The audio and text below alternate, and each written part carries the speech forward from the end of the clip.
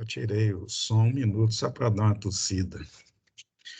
Bem, gente, isso não precisa ser gravado, né, Lu? Bom dia a todos. É um prazer estar aqui com vocês, como sempre.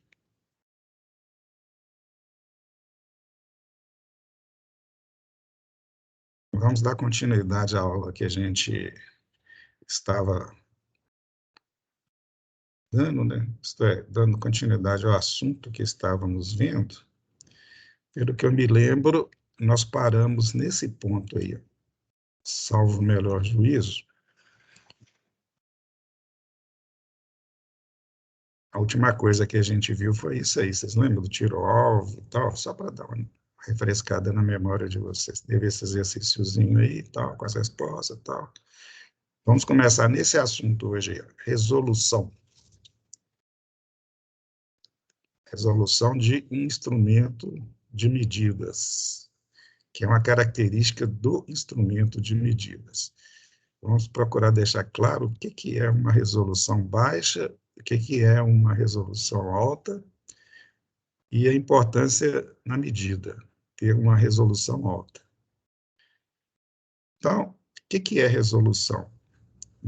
Resolução é uma medida com relação ao instrumento da fineza do detalhe que ele consegue revelar. Isto é, se um instrumento tem uma boa resolução ou uma alta resolução, significa que ele consegue identificar e mostrar detalhes mínimos, ínfimos da grandeza. Não devemos confundir resolução com sensibilidade. Ele pode ser sensível ou não e ter uma alta ou baixa resolução. Por quê? Porque a resolução não está relacionada com o valor em si, digamos assim, com o tamanho da grandeza. Está relacionado com a fineza de um detalhe que você consegue enxergar sobre aquela grandeza quando você está verificando. E a resolução é importante, porque às vezes aquele detalhe é importante para o processo. Então, em outras palavras, é a menor variação que pode ser visualizada da grandeza, se ela for uma grandeza obviamente variável, né? Se você tiver com a grandeza variando por algum motivo, pode ser até instabilidade, se você consegue enxergar. Então, o instrumento de resolução alta mostra isso. Está claro o que é resolução? Chico ontem me lembrou uma coisa, eu vou lembrar aqui. Você tem, por exemplo, o seu monitor ele pode ter uma alta resolução ou uma baixa resolução. Um monitor que tem baixa resolução, a imagem fica geralmente um pouco borrada, pouco nítida. Por quê? Exatamente por isso, ele tem baixa resolução. Como no caso lá, a figura que ele mostra na tela é constituída de pontos, ele tem menos pontos. Já um outro que tem alta resolução, portanto, mais pontos, né, a mesma área, os pontos ficam menores, porque tem que caber mais pontos numa mesma área, então, com isso, você identifica mais detalhes da imagem. A imagem fica muito mais nítida e mais agradável de se ver, e mais, assim, digamos, mais bem composta. Isso pode ser válido para medida também. Medida feita com instrumento de melhor resolução, ela é mais detalhada, ela é mais completa. Por exemplo,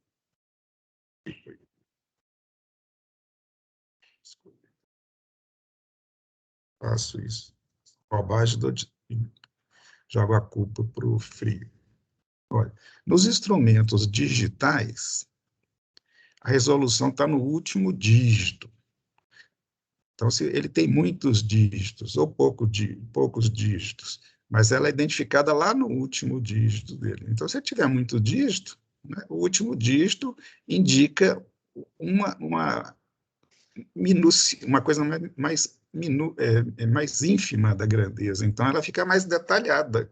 Já um que tem poucos dígitos, como ela vai ser identificada no último dígito, o que ela está identificando é maior. Então, é importante, muitas vezes, a gente ter um instrumento com mais dígitos e com mais resolução. Tá? E não é difícil a gente identificar, no caso do instrumento digital, porque é só olhar o último dígito. Se o valor é x, de 0 a x lá, então você sabe que a resolução é uma parte daquilo. Por exemplo, se está indicando que é no último dígito lá uma casa decimal, cada um décimo indica a resolução. Quer dizer, um décimo indica a resolução.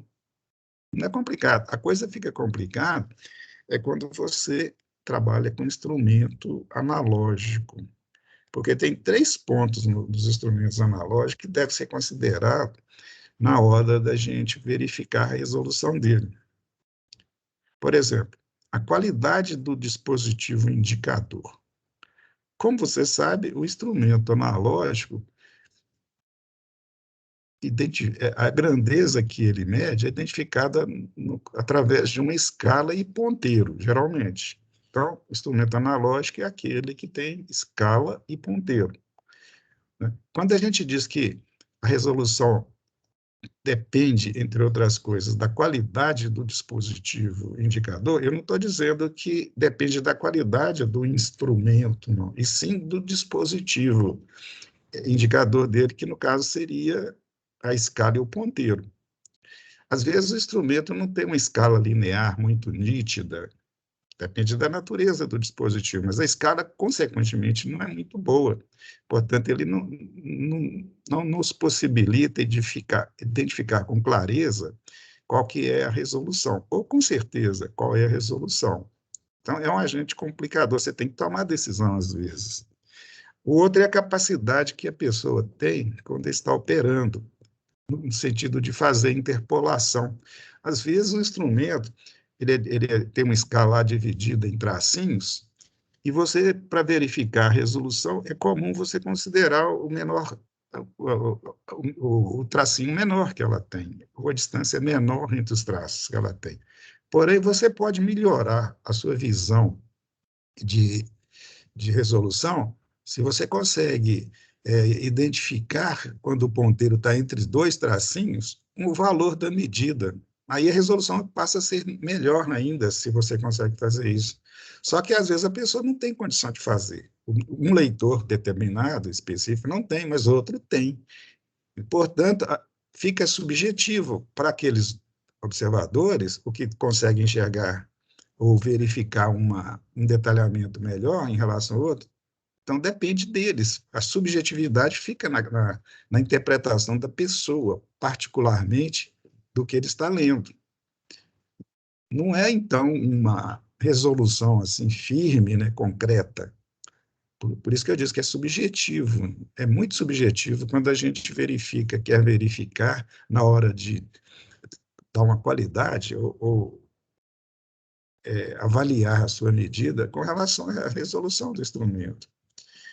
O terceiro é a decisão que a pessoa vai tomar na hora que ele está lendo com relação à necessidade da medição. Às vezes você não precisa de um detalhe, então você ignora aquele detalhe.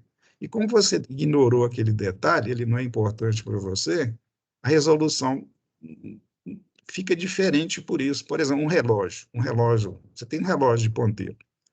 O ponteiro passa está entre dois marcadores lá. Não importa para você o que pode não importar para você aquilo que ele está mostrando, se é 1 segundo ou 2 segundos, se é 1 minuto ou tantos minutos. Quer dizer, se você não tem aquela importância, não é importante a minuciosidade daquela leitura do instrumento, ela passa a não ser considerada, ou não ser importante na hora que você for definir a resolução do instrumento. Então, vamos ao exemplo para isso ficar menos complicado. Nós temos aqui um instrumento chamado watímetro. Ele mede a quantidade de energia residencial, quer dizer, ele mede o consumo que a sua casa está tendo função dele é medir o consumo e indicar para a concessionária quanto que você gasta. Ele é um instrumento, conforme já dissemos, integrador. Ele não vai indicar para você o valor que você está consumindo naquele momento, mas sim o valor que você já consumiu até aquele momento. E ele é um instrumento analógico.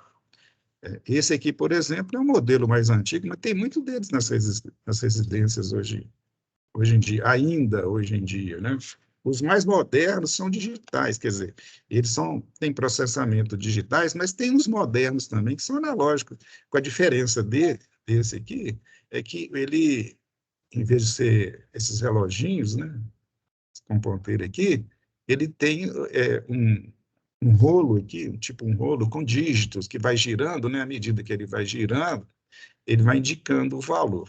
E eu coloquei esse modelo aqui, não é pelo fato da gente estar querendo mostrar um instrumento elétrico, não, mas para mostrar a questão da resolução. Só para você entender a questão da resolução. Eu vou até dar uma paradinha aqui e mostrar um vídeo que eu tenho aqui, para vocês entenderem melhor, que é esse vídeo aqui, ó. É esse instrumento que está aí. Ó.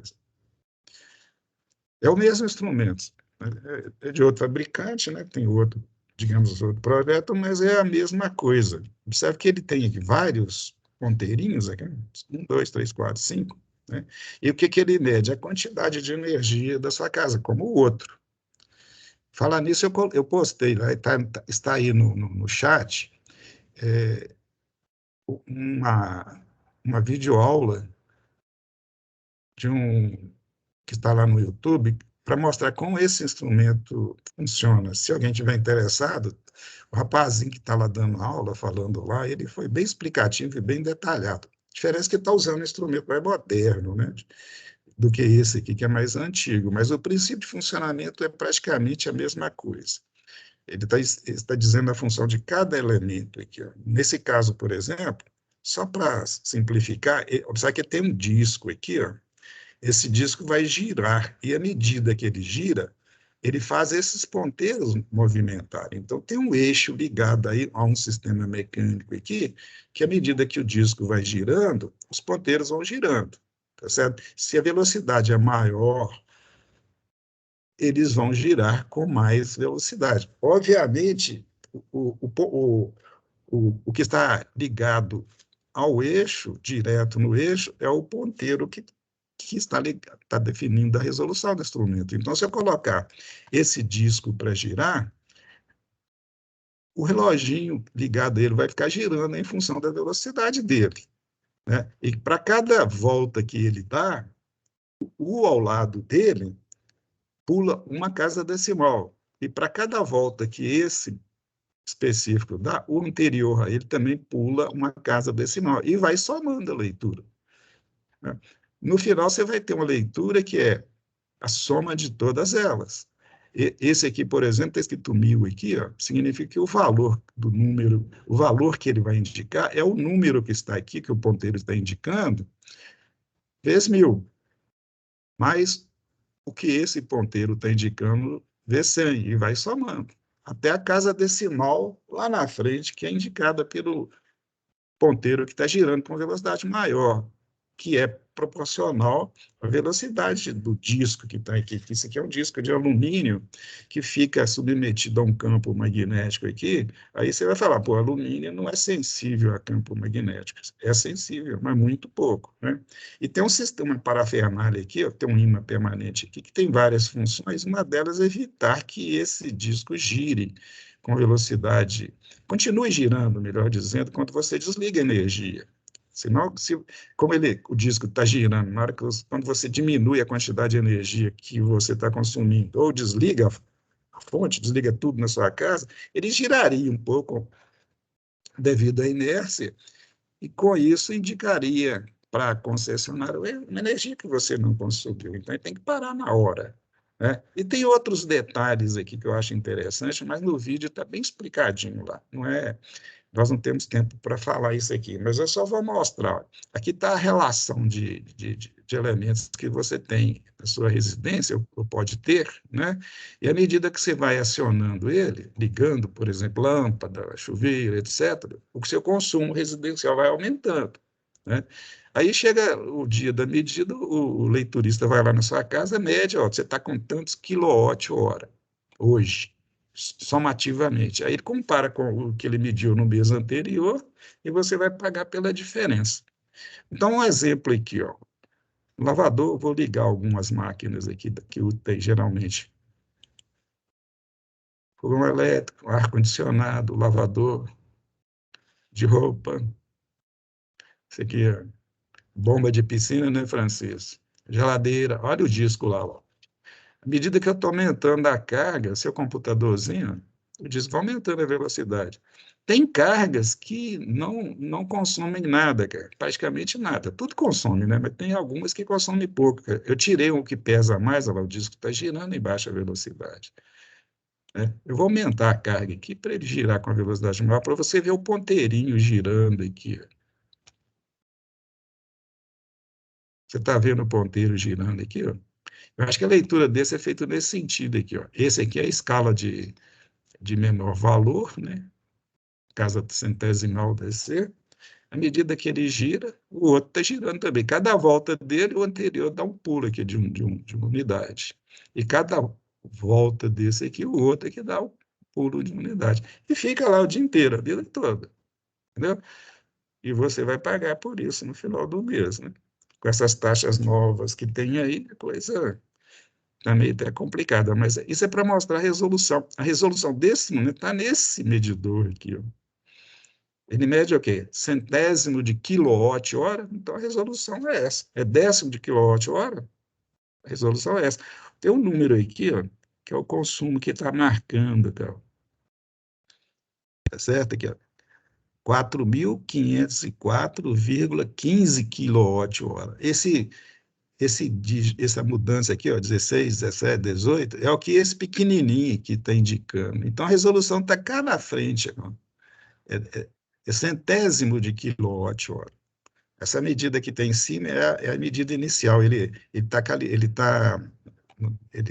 instrumento que está aqui disponível, ele já começa com 4.000. E depois do que eu liguei ele para funcionar hoje, ele já passou de 4.500, né, para 4.504 e está subindo. Tá certo? Esse aqui ainda marca a diferença, né, o que consumiu desde a hora que eu comecei a contar, né? E os valores aqui, ó, em dólar e tal, mas é como é lá dos Estados Unidos, não importa, né? Isso é só um exemplo, tá, gente? De um instrumento e para mostrar para vocês a questão do que a gente chama de resolução. Voltando, então, ao nosso assunto, né, nossa aula.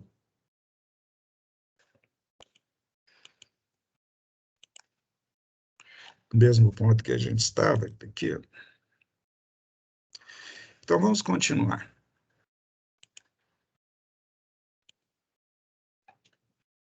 Esse é um exemplo. Então, passando por ele, tem outros exemplos aí. Vou passar mais rápido, tá? Que né, é muito importante a gente ficar detalhando isso aqui. Tem outras coisas mais importantes na frente. Isso aqui, o que é?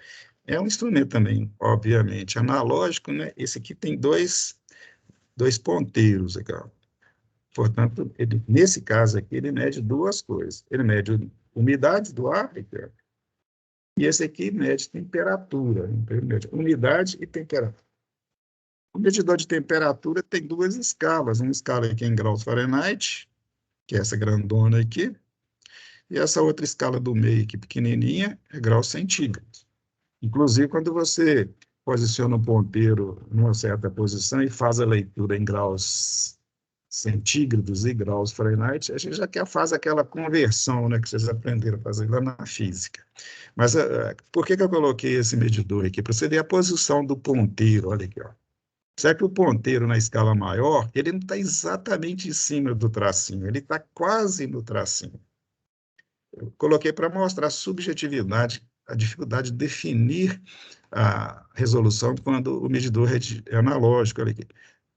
Observe que nós temos aqui nessa escala, nesse ponto que não está escrito aqui, 70 graus Fahrenheit, e o outro é 80. E cada espaço aqui, ou cada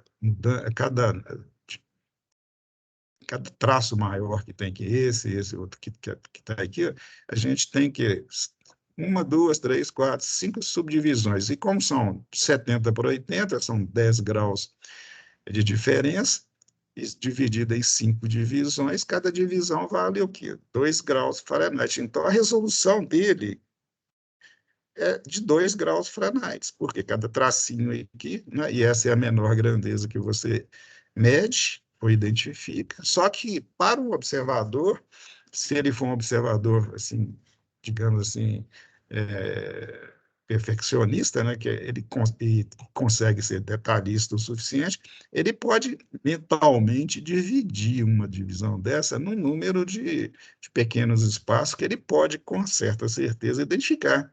Por exemplo, no caso desse observador, ele pode definir que, olha aqui, ó, 70, 72, 74, e já vai falar que está com 74,9 graus Fahrenheit.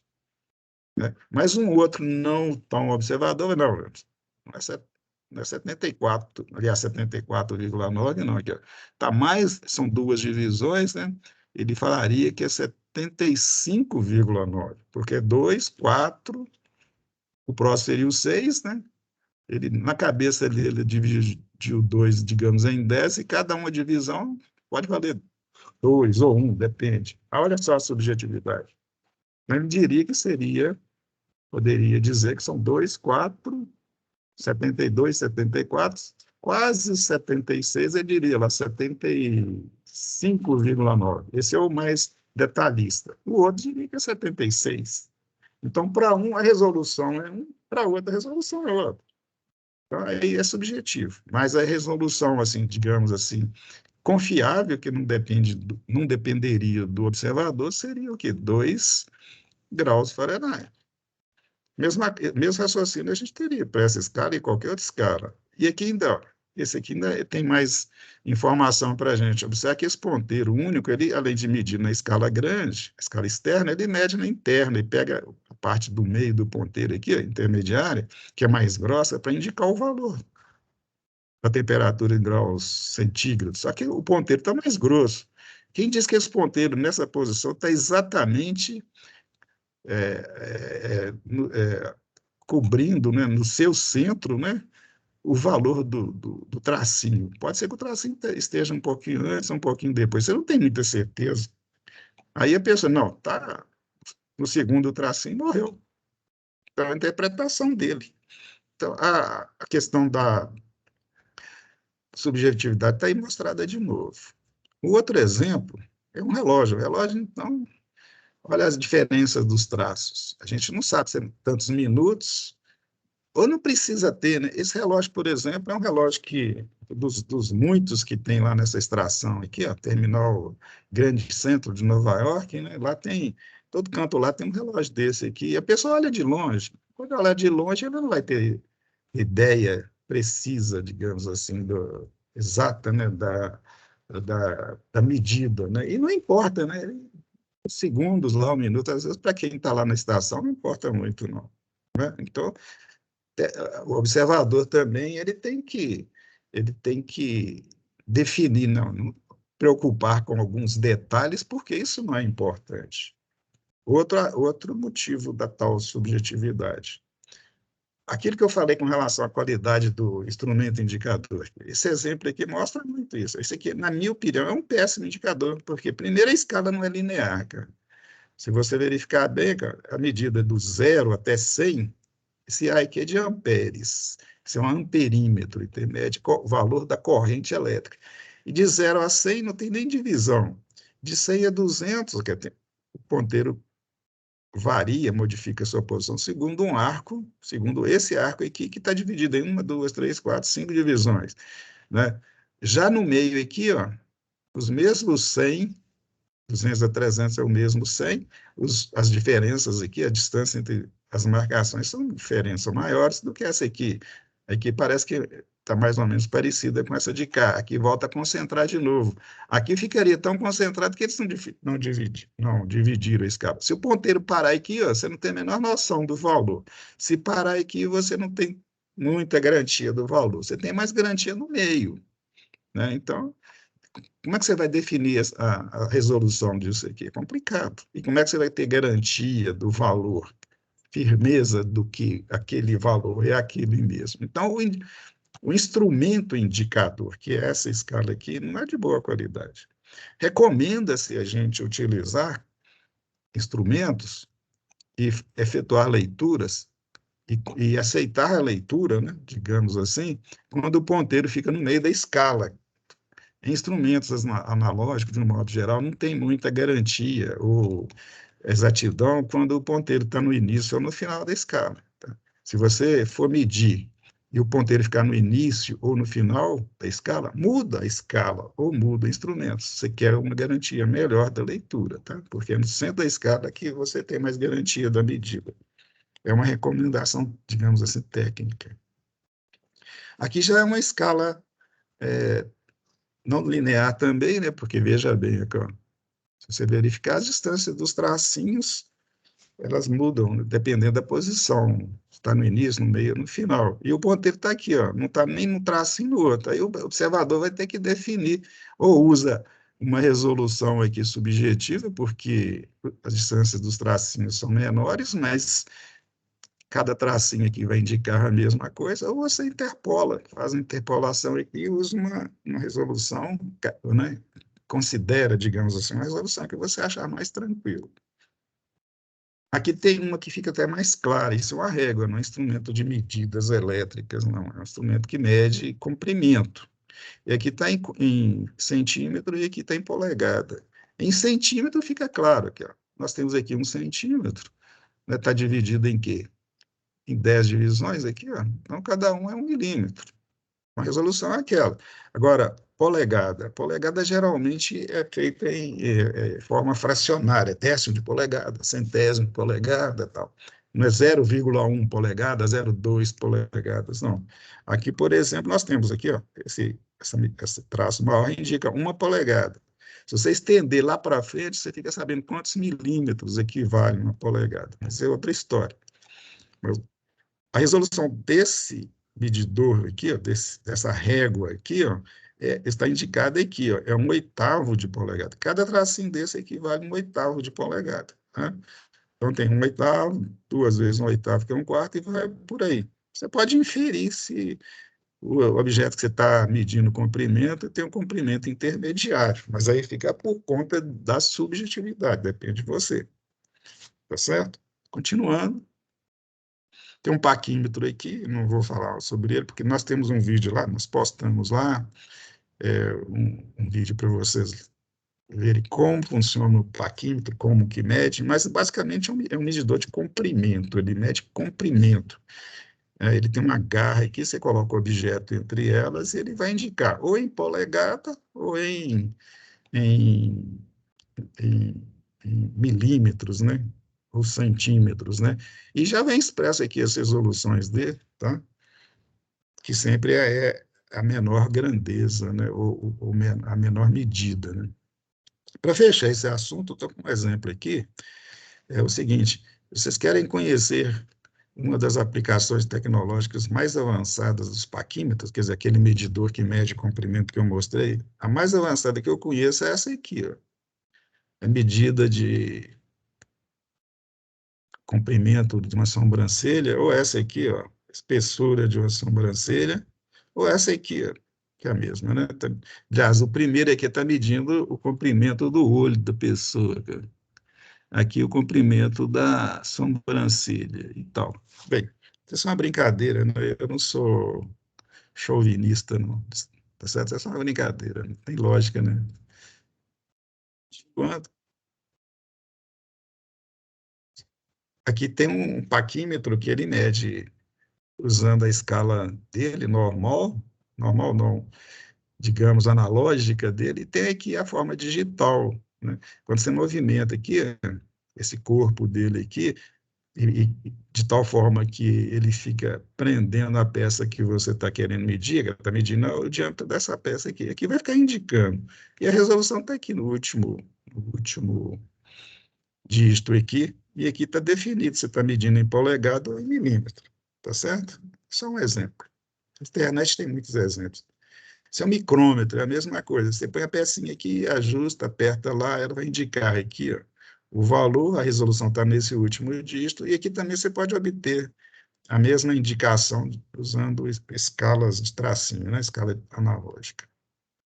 Então, instrumento, só mostra uma foto de um instrumento cheio de dígitos, né? Quanto mais dígitos, maior resolução você consegue, né? Em tese. Aqui tem um multímetro, que é um instrumento que vocês usam muito em laboratório. A diferença é que esse aqui é chamado de multímetro de bancada. Ele é feito para ficar na bancada, você não transporta ele, não. E ele tem muitos recursos aqui, e só para mostrar os dígitos aqui, a gente vai mostrando essas coisas para vocês irem se acostumando, tá? Com os instrumentos que vocês vão encontrar.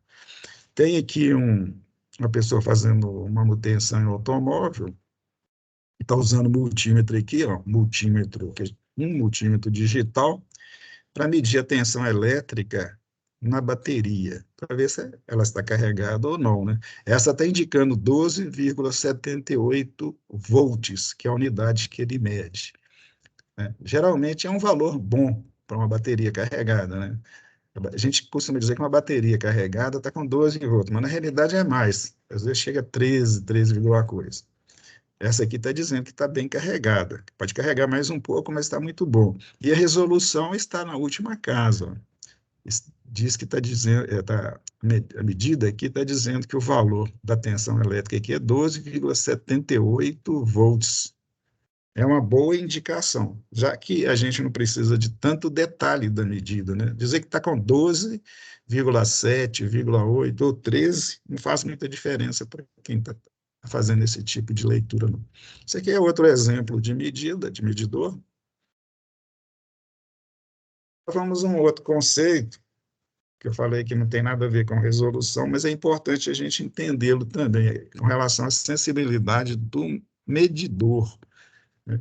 Se ele é mais sensível ou não. Basta você lembrar, quando for falar em sensibilidade, dessa lupa aí, ó, porque a lupa está querendo dizer que eu estou me preocupando com o detalhe, né, da medida, né? O instrumento mais sensível é aquele que consegue medir grandezas ínfimas, né? Então, por definição, o que é sensibilidade? É uma medida da menor quantidade mensurável por um instrumento de medida. Então, quanto menor essa quantidade, mais sensível ele é. Não tem nada a ver com resolução, né? Ele pode ser sensível, mas não tem uma boa resolução. Quer dizer, ele pode indicar um valor pequenininho com poucos detalhes, ou com muitos detalhes, se tiver uma boa resolução, né? Essa questão aqui eu vou perguntar e responder. Ó. Me diga, uma régua graduada em milímetro poderia ser usada para medir uma grandeza na faixa de nanômetro? Obviamente não, né, gente? Porque a régua, ela foi feita, essa régua, para medir uma grandeza de alguns, né, ou vários milímetros. Quer dizer, milímetro é 10 elevado a menos 3 metros. Nanômetro é 10 a menos 9, quer dizer, algo que tenha dimensões na faixa de nanômetro é muito pequeno em relação ao milímetro. Então, você não vai usar uma régua para medir algo tão pequeno assim, né? Então, você vai ter que usar uma régua, um instrumento, régua não, né? Um outro tipo de instrumento que tenha maior sensibilidade. Por exemplo, aquele que eu mostrei anteriormente aqui, ó. Esse aqui poderia medir, poderia, esse aqui, ó. Esse aqui, ó. Tá certo? Esse poderia, ele tem sensibilidade para isso. Já uma régua não teria. Você não vai também usar uma régua para medir o comprimento de um campo de futebol. É o outro lado da questão, né? Lá no Campus 1, antigamente, né? Os velhos tempos, costumava, quando o aluno era muito bagunceiro, coloca ele para medir o campo lá com um palito de fósforo. Bem, fechando esse assunto, considera essa situação aí. Você tem um instrumento e faz 10 medidas, e os valores encontrados são esses aí, ó. Fez 10 medidas, né? 9,9, 10,1, tal, 10. 10,3 são vários valores. A questão é a seguinte: se você tirar a média aritmética disso, isto é, você soma todos os valores e divide por 10, vai dar 10. Nesse caso aqui, vai dar 10. Né? Aí você vai pensar, pô, deu 10. Esse instrumento ele não tem precisão. Por quê? Porque as medidas que ele fez, elas estão espalhadas. Aí você vai logo dizer, não tem precisão. Tá? Precisão está relacionada, conforme vocês viram, com o grau de espalhamento da medida que você está fazendo. Agora, se o instrumento, olha aqui, se ele não tiver boa resolução, quer dizer, se ele não identifica detalhes da grandeza, pode ser que, ao fazer as leituras, ele indica só o 10. Há uma tendência dele de indicar 10. Então, todas as medidas aqui seriam 10, 10, 10, 10, 10, 10, e a média é 10. A média é 10. Aí você vai falar, pô, esse instrumento tem excelente precisão, porque todas as medidas que ele fez são iguais a 10, né? Que é uma característica de um instrumento que tem boa precisão, só que ele não tem boa precisão, né? Ou ele não indicaria esse fato se ele não tivesse uma boa resolução. Então, ele tem que ter uma boa resolução para ele poder te dizer, por exemplo, se ele é um instrumento preciso, um instrumento que está mal, digamos assim, mal identificado. Né? Eu estou com um instrumento que eu acho que eu poderia achar que ele é de precisão, ele não é de precisão. Esse que estou falando aqui agora, que eu vou falar agora, né, é uma questão extremamente importante, que é segurança. Eu já vou colocar aqui para ganhar tempo os 4 pontos que eu considero importantes, particularmente com relação à segurança. E como a gente está falando de laboratório e preparando vocês para entrar no laboratório, a gente tem que dar muita atenção a esse fato aqui, deixar isso muito claro para vocês, não só claro, mas também a importância disso aí.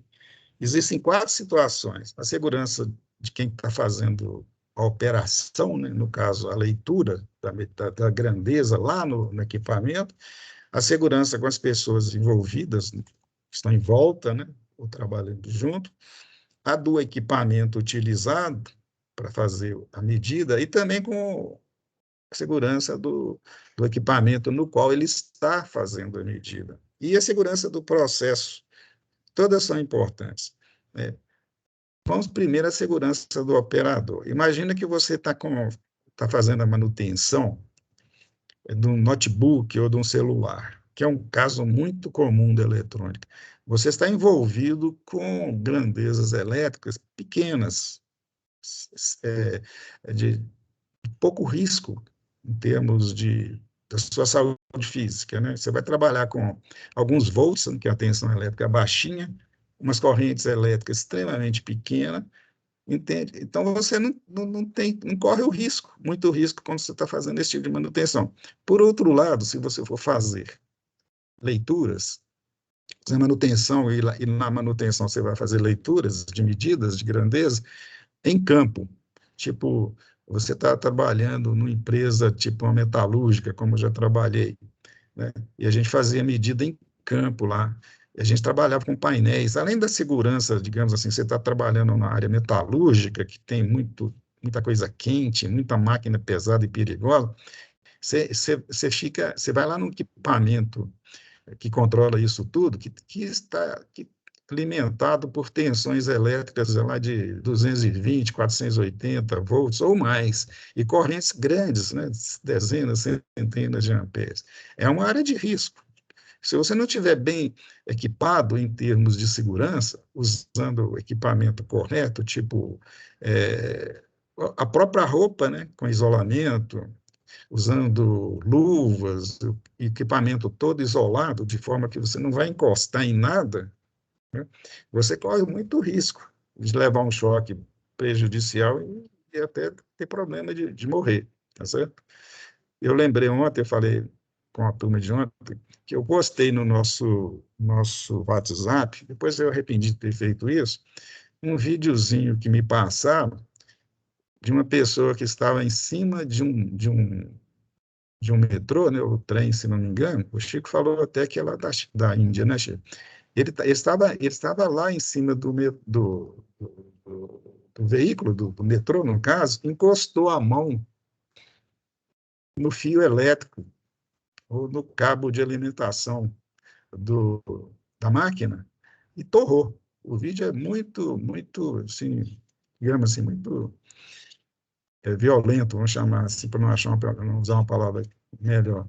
E o cara torrou, ele caiu e ficou pegando fogo lá, coitado. Falta de segurança. A segurança é muito importante. Ali foi falta de consciência, né? Por quê? Porque ele estava no lugar errado fazendo a coisa errada. A gente tem que estar com a consciência de que o lugar que a gente tem que estar tem que ser o lugar certo. E a coisa que a gente vai fazer é a coisa certa e da forma certa.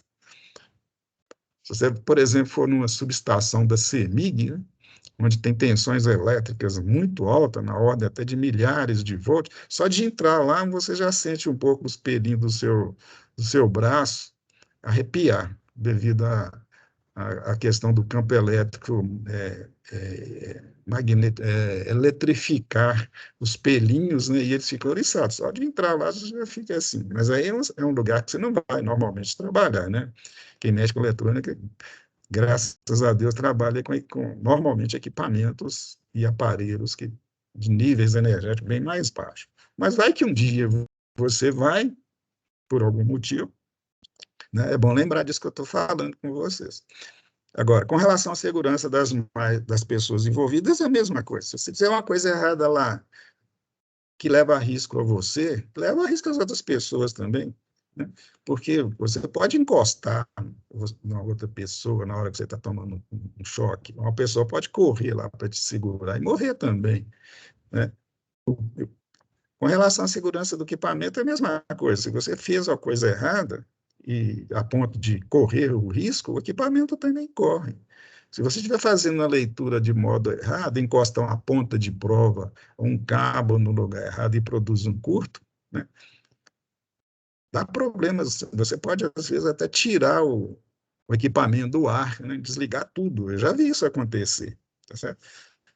Tem que tomar cuidado com a sua segurança das pessoas e do equipamento, né? Você pode queimar um equipamento se você não trabalha com segurança, com os cuidados necessários. E a segurança do processo é esse conjunto todo. Você está ali para fazer leitura, para fazer um trabalho. Se você cuidou de tudo, com a sua segurança, e não aconteceu nada errado, e fez as leituras da forma correta, indicou tudo da forma correta, significa que foi feito o trabalho de forma correta. E o processo, então, se efetivou. Isso é o que a gente chama de segurança do processo. Cuidem desses 4 itens sempre. Né? Continuando, então, instrumentos de medidas. O que a gente fez até agora, gente, desde a primeira aula nossa, é preparar vocês para entrar nessa parte agora. E essa parte que nós vamos fazer agora, que começa hoje e termina na próxima semana, é preparar vocês para as aulas práticas propriamente ditas, né?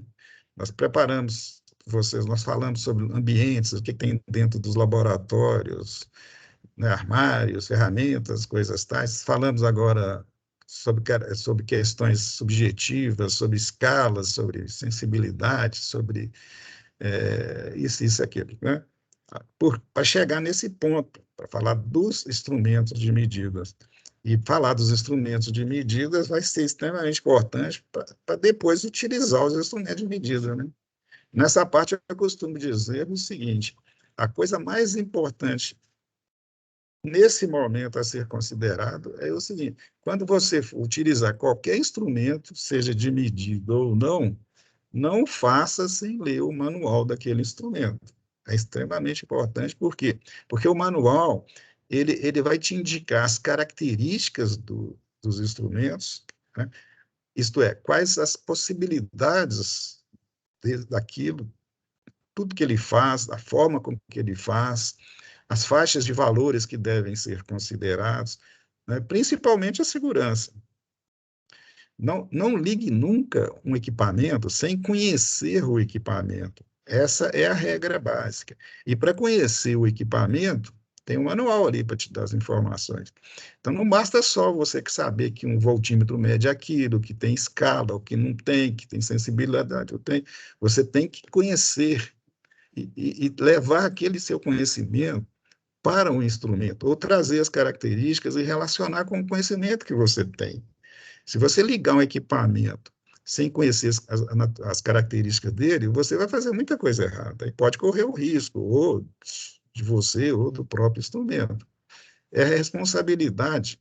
É, primeiro é o seguinte: se você está no laboratório de ensino, que é o nosso caso, a responsabilidade é do professor. Por quê? Porque o professor ele é o responsável por tudo que acontece dentro do laboratório. O aluno não é responsável.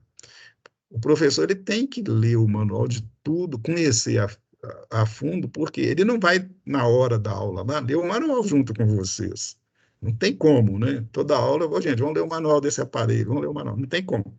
Ele vai mostrar como que utiliza o equipamento. Ele vai falar das características do equipamento. Ou então vai disponibilizar um equipamento que vocês têm condição de utilizar, considerando o conhecimento que vocês têm. Mas se você está trabalhando num laboratório, não de ensino, lá no seu local de trabalho, a responsabilidade lá é sua, de mais ninguém. Então você tem que ler o instrumento, o manual do instrumento antes. De qualquer instrumento, seja até um computador que você for usar, leia o manual dele, porque pode ter alguma informação lá que você precisa saber. E se for instrumento de medidas, você tem muitas informações. Você vai usar um osciloscópio, por exemplo, tem muitas informações de como usar, quais as características dele, quais as possibilidades, quais as pontas de prova adequadas, tudo. Tem que ler. A partir da hora que você lê, use, porque você vai assim, usar com mais segurança e com mais qualidade. Né? Às vezes você está pensando que está usando da maneira correta e tem um detalhezinho que você não levou em consideração, porque você não leu o manual. Aí você é enganado. Né? Assim, não estou falando em risco físico, não, é risco da medida mesmo, não está sendo correta. Entendeu? Então é importante, gente, vamos nos habituar a seguir essa regra. Tá claro? Então, antes que o Chico fale, deixa eu dar uma olhada ali. Eu estava pensando em terminar a aula nesse momento aqui, eu vou terminar nesse momento mesmo, tá? Fechou em cima da hora aqui, ó. Na aula que vem nós vamos começar falando o que é, falando um pouco dos instrumentos que a gente usa, né? Falar mais dos instrumentos analógicos, digitais, que é o nosso contexto, e explicar o que é instrumento misto e virtual. Vamos guardar, vamos começar nesse ponto na semana que vem, tá certo? Então, eu vou fechar aqui, fazer a chamada. Acho que o Chico hoje deve estar dormindo, ele não falou para mim fazer chamada, né, Chico? Não, é porque está no horário mesmo. Hoje eu aprendi a falar só